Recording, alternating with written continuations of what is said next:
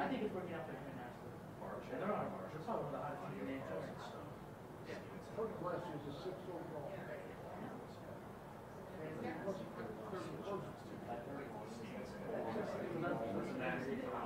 I'm just saying.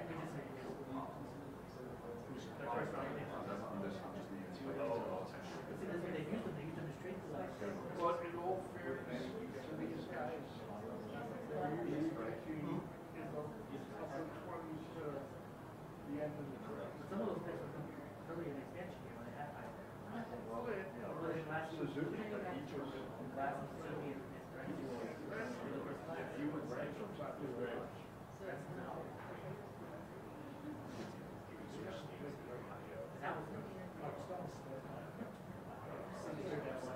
They'll make that trade every year. That trade's easy.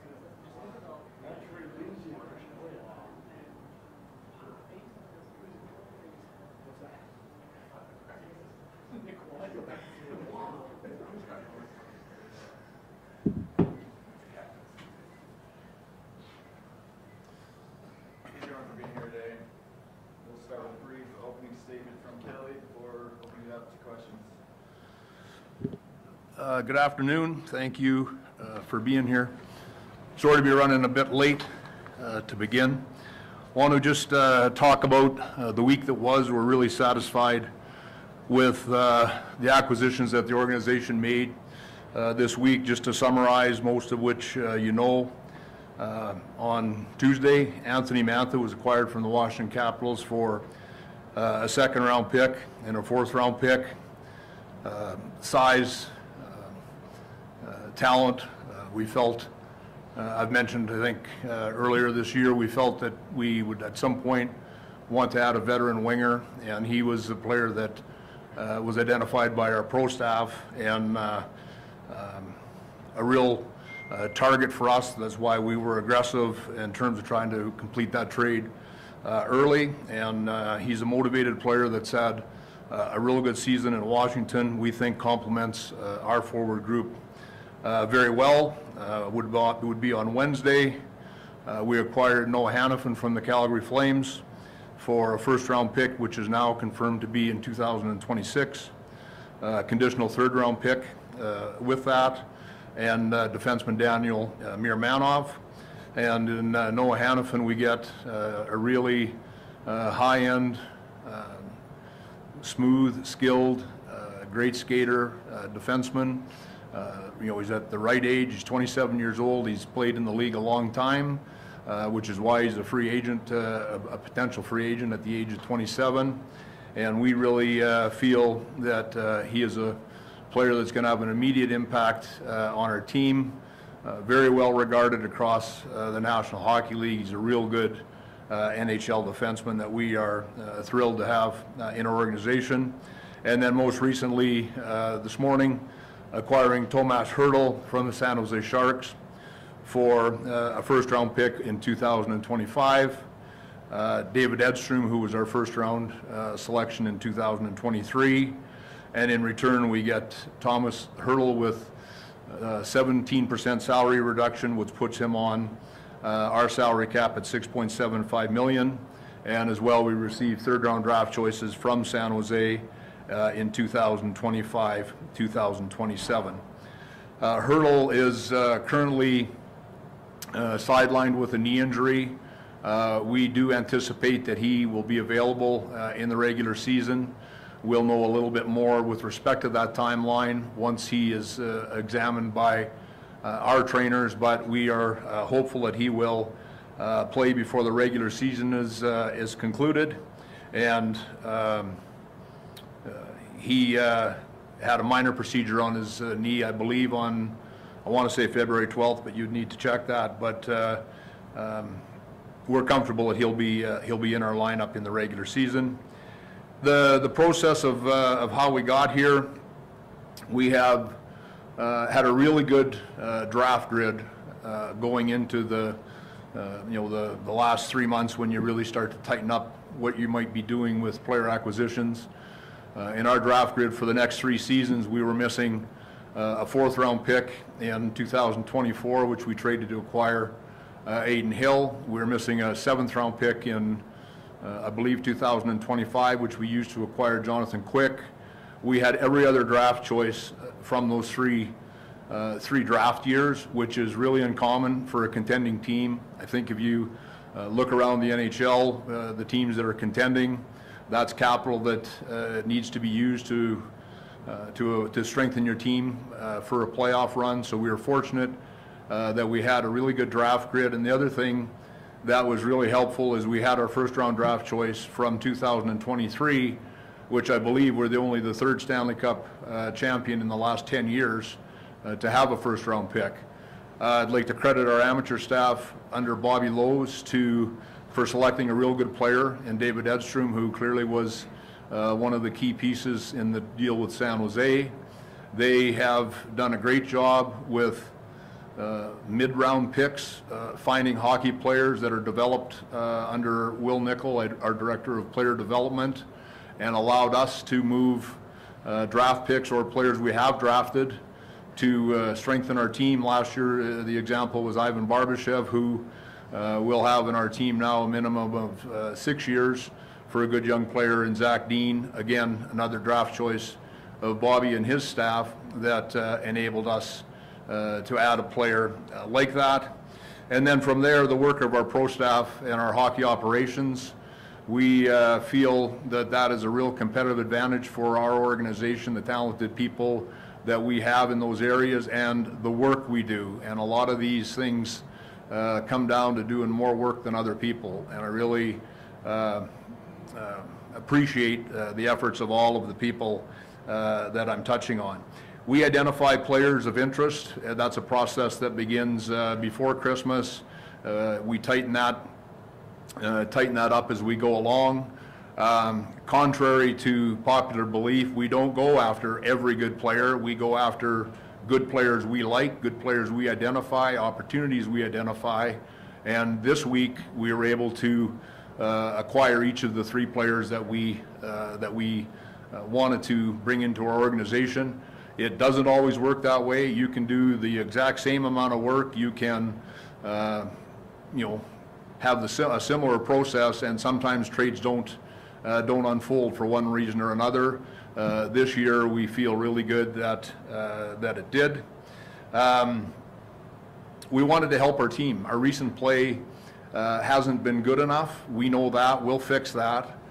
When you're a general manager, you're a 35,000-foot view on your organization, not just the hockey team, but your entire organization.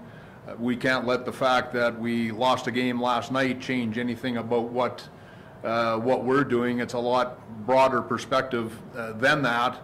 I think the one thing that we do feel strongly about, our players have earned the respect for management to try to help. And I think when you have a room full of champions, that it's easy for us to want to improve the talent and continue to add and try to help and try to put our team in a position to achieve that again. So that was the thought process of the things that went into bringing us to where we are here today. So I think I've touched on most. Oh, I'm sorry, I wanted to do health updates. Mark Stone, when he was injured, I made my mind up that when we had media availability after the trade deadline, we would share with the media and our fans what we can. Mark had a very serious injury, a lacerated spleen. he will miss at least the regular season. I don't know how much more than that he will miss. It's really an unknown for us, and these are different type of injuries than what hockey players or athletes normally sustain. This is all about, CT scans that determine the health of the spleen. It's impossible to know what the timeline is. I'm sure every single person in this room has Googled lacerated spleen, and you can tell that it's a little bit of a tough one to pinpoint in terms of circling a date on the calendar. So we wish Mark a healthy recovery. There's no reason to expect that he won't have a healthy recovery. I don't think this puts him at risk in any way longer term, but it is going to take the time that it is going to take. So that's the update on Mark Stone. Will Carrier had an upper body injury. We expected that he probably would be back, certainly skating, maybe playing by now. His return has been complicated by illness, by pretty serious illness, so that slowed him down a little bit. Pavel Dorofeyev will return tomorrow. I believe he's been taken off IR. If he hasn't yet, he will be soon. Brett Howden would have skated today. Had our team skated, he would have skated in a non-contact jersey, so he's getting close. Alec Martinez had a procedure, a lower body procedure, after we arrived home from our 5-game trip, and he'll be out of the lineup short term. I think that covers the people that aren't in the lineup. I've tried to explain the thought process behind the moves and recognize the people that help us make these trades. So with that, I would open it up to questions. Start with Danny. Just wait for the mic. The mic's on both sides, guys. Danny Webster, Las Vegas Sun. Kelly, you kind of touched on it earlier, but just the importance of bringing in these 3 guys without taking anybody off the active roster. I guess how important was that for you evaluating over the last couple of weeks with the team in the slide that it's in? Well, I think that it's a challenging time of year for NHL players, and our players know that we want to win. They know we'll do anything to win, which I think they appreciate and expect. They like being part of a winning organization. But a trade deadline always gives a certain amount of angst to players, and oftentimes, you never know for sure because you don't do exit surveys, but oftentimes it affects people you might not think it would that it would affect. So I'm really hopeful with the trade deadline in the rear view mirror that helps us sort of, I look at tomorrow as sort of, turning the page a little bit, if you will. And I know last year, I believe it was January 12th that Mark Stone got hurt, January 11th that Jack Eichel got hurt this year, so we won't be playing those days next year. When Mark got hurt last year, it really affected our team, and it affected our team right into the All-Star break. And then we turned the page, and we came out of the All-Star break, and we played real good hockey till June 13th. So I look at the trade deadline having a similar impact on us. It's time to turn the page and get going. It's time to turn the page, and I think that part of, I just think it puts players in a better frame of mind. The people here now are in our organization. We've made our acquisitions. No one came out of our room. We never, at any point through this entire process, and to state the obvious, but sometimes it gets overlooked, trade deadline is a lot more than this week. Trade deadline, keeps me awake for months, right? So I think that having that behind us is going to be a healthy thing for us as we move on. Jesse McCann, Steve. Jesse Granger with The Athletic. You mentioned a lot of work goes in and not all trades are completed. From the outside, at least, it seems like you and your staff are able to complete a higher percentage of them. And you mentioned maybe the reputation of going after guys. I think that's partially because you get so many. Why do you think you've had more success completing big trades like that maybe than some other general managers have? It's hard to say. You have conversations with people, and it depends on your approach. We pay. I think that's part of it. I think we we've made some good deals for other teams as well. I think when you look at San Jose where they are, this is a really good trade for them today. I think when Calgary's got an expiring player that was not going to resign in Calgary, I think that this was a trade that made sense for them as well. We work at it, as I mentioned earlier. I don't ever, there's all kinds of dynamics into negotiating and things that go into that, but at the core of it is preparation and hard work. That doesn't change, right? That's really important. So we try to do our work as well as we can. I say it every time we have conversations like this. I'm surrounded by a lot of really talented people that work extremely hard, and we are able to get a lot of things done. That's what happened. But as I said at the outset, we can't make these trades this week if we don't have a healthy draft grid. That's what kind of this turned into. And I think that when you the thing that the people in this room probably will never appreciate. My background in junior hockey, I was all about scouting, drafting, developing. That's when I came to Vegas for expansion, I was fascinated by building a team and drafting and how that would play out. I've said to you guys many times before, you manage the team in front of you, and these have been wise decisions that we've made with our draft choices to convert them into players that have helped us win. So we don't, we have tremendous regard for our draft capital. We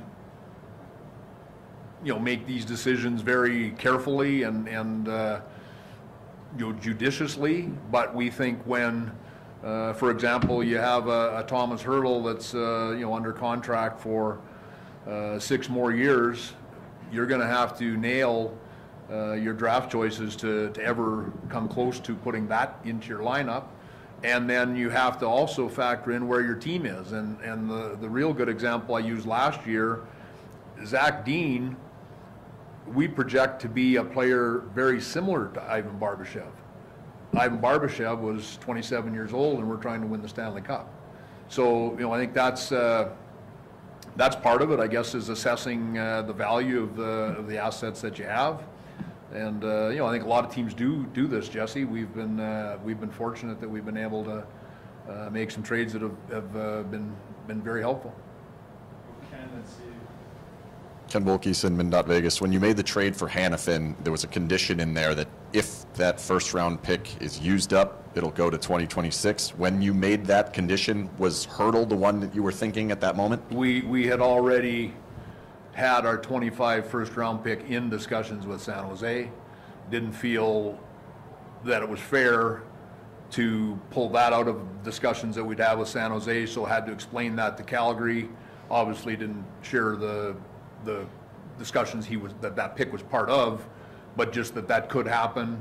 Phoned Craig Conray this morning, 20 to 12, to let him know that's what the pick would be. Steve and Adam.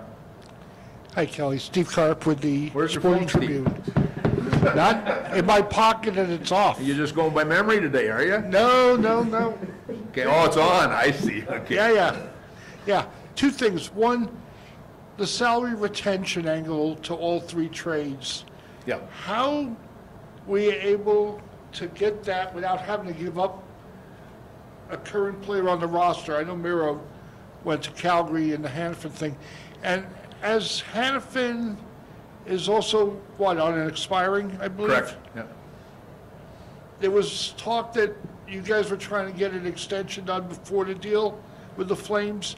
Is there any progress there, or is that something you'll revisit with him after the year? We did not talk to Noah's representatives prior to the trade. We have talked to them since, but we had not talked to them prior. Your first question is a real good one, and within each deal, we did pay for retention.